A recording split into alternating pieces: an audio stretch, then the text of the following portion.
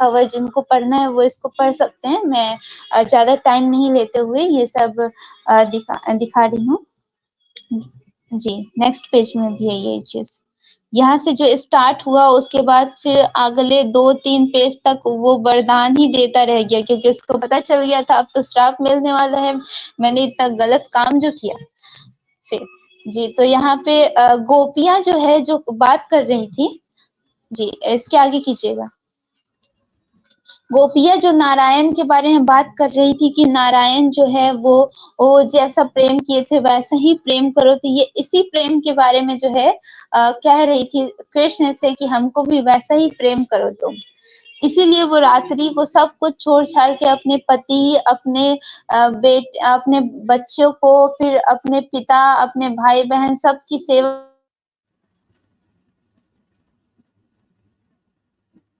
तो स्किप कीजिएगा। आगे करना है इसे? जी जी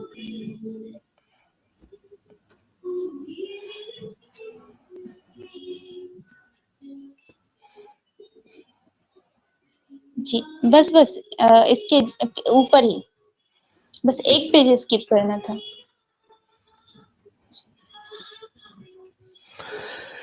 यहाँ से इसके ऊपर ही।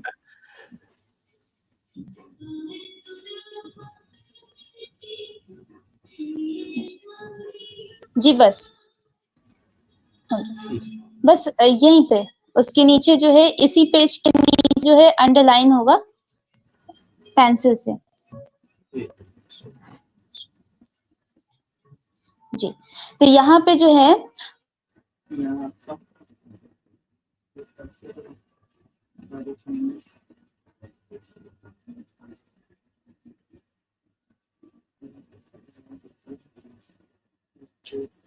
इतने हमारे हृदय में तुम्हारे प्रेम और मिलन की आस्था धधका दी है, उसे तुम अपने अधरों की रस धारा से बुझा दो, नहीं तो प्रियतम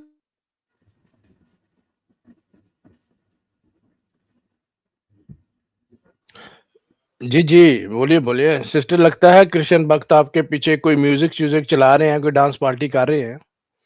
उनकी भी कोई डांस पार्टी की जी लीला बीच में आ बिल्कुल जी। यहाँ पे जो है गोपियाँ कहती हैं कि इतना ज्यादा मुझे मिलन का जो है मेरे दिल में इतना मिलन को ले। हेलो जी जी सिस्टर आ रही है, आपकी आवाज आ रही है, आप बोलिए। और सिस्टर आ रही है, उनके दिल में क्या ख्याल आ रहा है? जी जी आ रही है। यहाँ पे तो वो जगदीश सिंह का वो गजल याद आ गया मुझे जी। हेलो कभी कभी मेरे दिल में, हाँ वो जी वो जी दिल में आपकी क्या आवाज आ रही है, बोलिए बोलिए, आवाज आ रही है आपकी।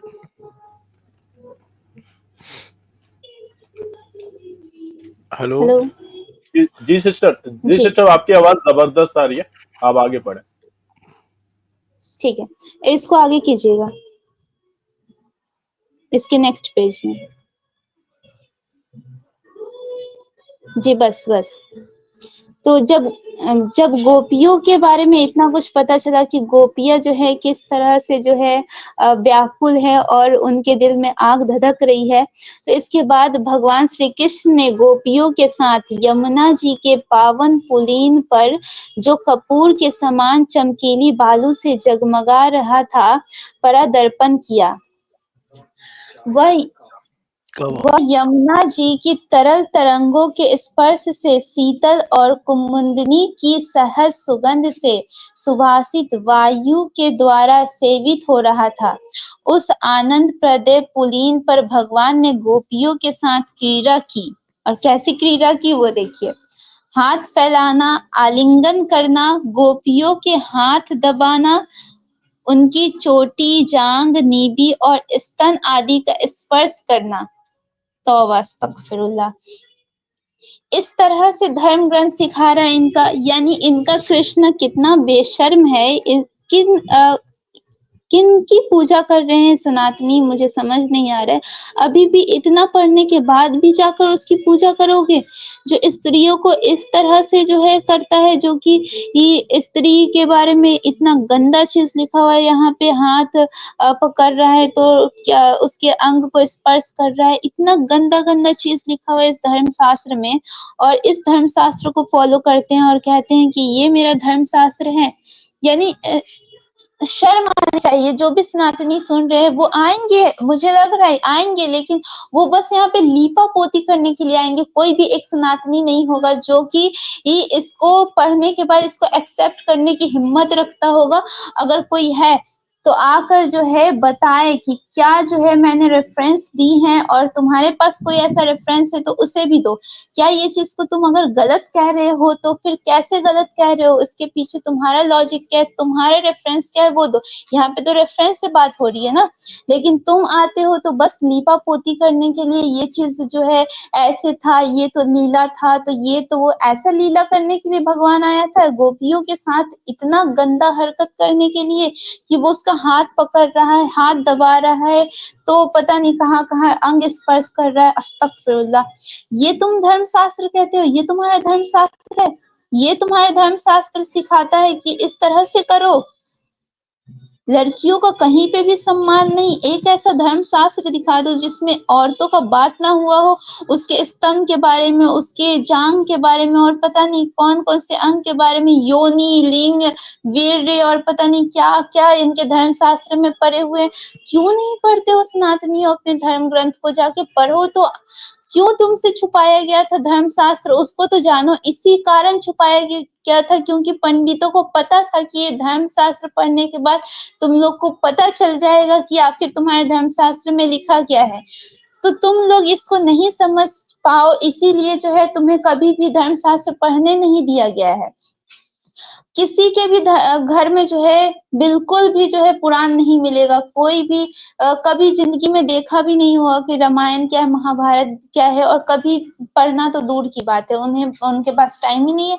धर्मशास्त्र को जानते नहीं हो और आ जाते हो कि हम जो है अपने धर्म को बचाएँगे, खुद के धर्म को पहले पढ़ तो लो। ये तुम्हारा देखिए धर्मशास्त्र सिखाता है, देख लो। देखिए सिस्टर, ये धर्मशास्त्र नहीं सिखाता। इतना टाइम तो कृष्णा जी के पास नहीं था, तो कृष्णा जी भी यही चीजें सिखाते रहे। धर्मशास्त्र कब सिखाया उन्होंने? वो भी तो कोई धर्मशास्त्र रखते ना, उनके धर्मशास्त्रों के अंदर ये लीला, ये सारी चीजें आई गई है ना। टाइम तो उनके पास भी नहीं था। जो टाइम था वो ये धर्म की स्थापना करते तो रहे। यही धर्म था, इसी की स्थापना के लिए वो आए थे। हमने स्टार्ट में यही बात रखी कि भाई बताएं तो सही, वो कौन सा धर्म है जिसकी स्थापना के लिए श्री कृष्ण जी तशरीफ लाए, औरतों को जलील किया। ये जो है उस वक्त चल रहा था, दहेज सिस्टम चल रहा था।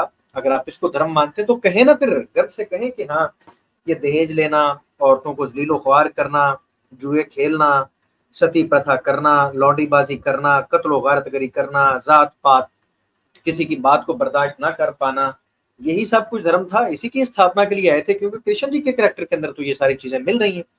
उनके युग के अंदर ये सारी चीजें मौजूद थी। इनमें से किस चीज को उन्होंने कंडेम करके कहा कि भाई ये धर्म है, ये मैं नहीं होने दूंगा? एक भी तो बात को नहीं कहा, बल्कि ये सारी चीजें चल रही थी। इसका मतलब है यही धर्म था। इसी की स्थापना के लिए श्री कृष्ण जी आए थे। साथ में एक नई चीज का एडिशन कर गए कि आपकी शादी हुई हो या ना हुई हो, आप रासलीला कर सकते हैं, कृष्ण जी पे डाल दें। पाप का लाइसेंस वो चैप्टर नंबर 9 के अंदर दे चुके हैं भगवत गीता के अंदर, कि जो श्री कृष्ण जी का भक्त है वो चोर है, डाकू है, वो महापापी, जितना बड़ा मर्जी वो महापापी, जितना बड़ा मर्जी उसने पाप कर लिया, उसको साधु समझो, उसको संत समझो, क्योंकि कृष्ण जी का भक्त है। ये एक नई चीज वो देखे गए, ये रासलीला वाली, और ये जिना के दरवाजे खोल के गए कि लोगों के घरों में जाके किस तरह के ये काम कर रहे हैं, यमुना किनारे लोगों की पत्नियों को ले जाके क्या कर रहे हैं। तो ये सारी चीजें वो एडिशनल देके गए। मैं तो समझता हूँ किसी काम के लिए आए थे और वो ये काम कर गए, और सनातन धर्म के अंदर ये चीजें चल रही ना। तो उन्होंने न्योग को कंडेम किया, सारी चीजें चल रही, वो तो न्योग से भी आगे निकल गए हुए कि भाई जिसके साथ दिल आ जाए उसके साथ आप सनातन की प्रैक्टिस कर सकते हैं, और जहां पर आ जाए, वो मामी हो, वो बहन हो, वो कजन हो, वो कोई भी हो, बस आपका दिल आ गया है तो आप कृष्णा भक्त हैं, तो आप जो मर्जी कर गुजरे, अब आपको साधु समझा जाए। ये लाइसेंस देके गए हैं सिस्टर। बिल्कुल, इन्हीं के ऊपर तो गाना बना है, कहीं दिल न लगे दिलदार हमारी गली आ जाना। जी हाँ, सुना है गाना? आपसे सुनती है। चले चलिए जी, बाप ये अली रे, भाई क्या प्रोग्राम खतरनाक को आगे पोस्टमार्टम किया। बढ़ाते हैं। जी, जी। इनकी प्रेजेंटेशन जो है सिस्टर कोई है तो वो रखिए, फिर जो है वो कॉलर जो है मैं चाहता हूँ कि उनको लिया जाए। जी, इसको बस नेक्स्ट पेज में कीजिएगा, बस शॉर्टकट में जो है लोगों को बता दूँ ये चीज़। जी, यहाँ पे महारास स्टार्ट होता है, वो रासलीला था और ये महारास है। यहाँ पे भी जो है गोपियों के साथ वही हरकत करते हैं श्री कृष्ण, क्योंकि पैदा ही तो इसीलिए हुए थे, यही लीला करने के लिए तो पैदा ही हुए थे, गोपियों के साथ ये सब हरकत करने के लिए। ये जो है धर्म की स्थापना करने के लिए, यही धर्म की स्थापना करने के लिए ही तो पैदा हुए थे। इसको आगे कीजिएगा।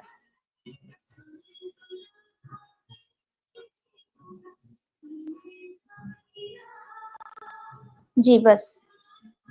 हाँ, तो ये महारास के दौरान जो है गोपियाँ नाच कीर्तन कर रही थी और फिर नाचते-नाचते उनकी पतली कमर ऐसे लचक जाती थी मानो टूट गई हो।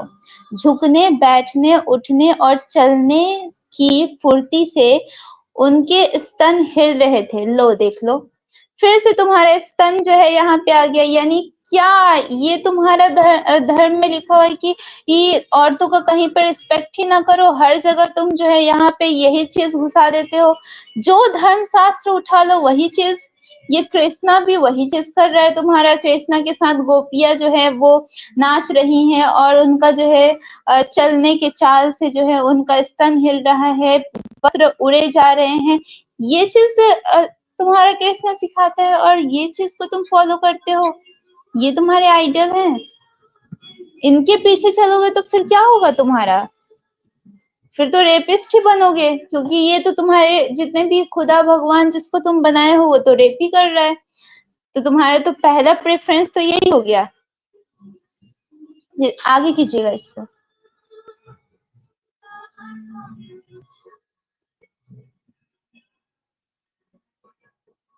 बस।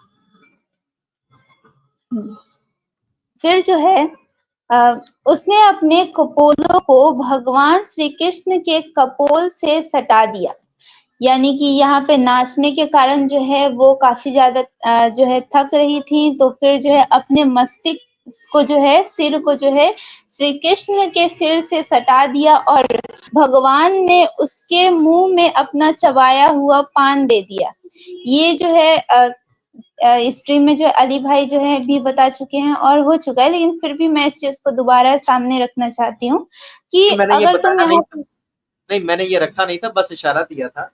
अच्छा, ये नहीं रखा। जी, तो यहाँ पे रेफरेंस भी मिल गया है आप लोग को, आप देख सकते हैं कि किस तरह से अगर यहाँ पे कोई कहे कि नहीं गोपियां जो है ऐसे की थी, वो तो खुद जो है ये सब चाहती थी, तो देखो तुम्हारे कृष्णा भी तो यही कर रहे, तुम्हारे कृष्णा भी यही चाहता था, यही धर्म का संस्थापना करने के लिए ही तो आया था वो, और यही कर रहा है। देखो भगवान ने उसके मुंह में चबाया हुआ पान दे दिया।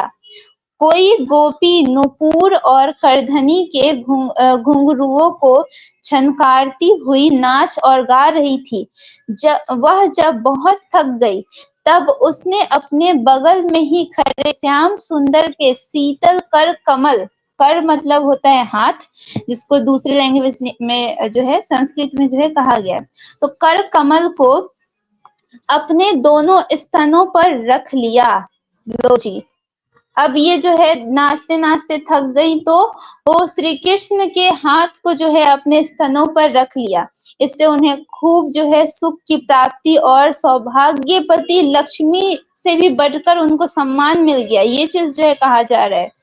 तो ये था तुम्हारा कृष्णा, जो कि इतनी गंदी गंदी हरकतें करने के लिए जन्म लिया था। इसकी पैदाइश से लेकर जो है आगे तक, इसके मरने तक भी जो है यही चीज हुआ होगा, और यही चीज जो है धर्मशास्त्र में लिखा हुआ है। जी, आगे कीजिएगा इसको।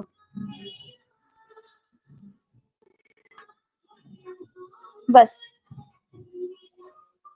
फिर यहाँ पे देखिए, इसके बाद जैसे थका हुआ गजराज किनारों को तोड़ता हुआ हथनियों के साथ जल में घुसकर क्रीड़ा करता है, वैसे ही लोक और वेद की मर्यादा का अतिक्रमण करने वाले भगवान ने अपनी थकान दूर करने के लिए गोपियों के साथ जल क्रीड़ा करने के उद्देश्य से यमुना के जल में प्रवेश किया।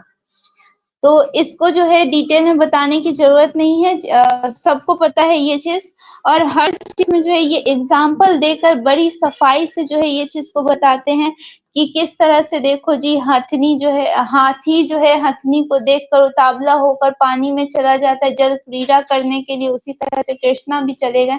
तो लो जी देखो तुम्हारा कृष्णा क्या-क्या कर रहा है।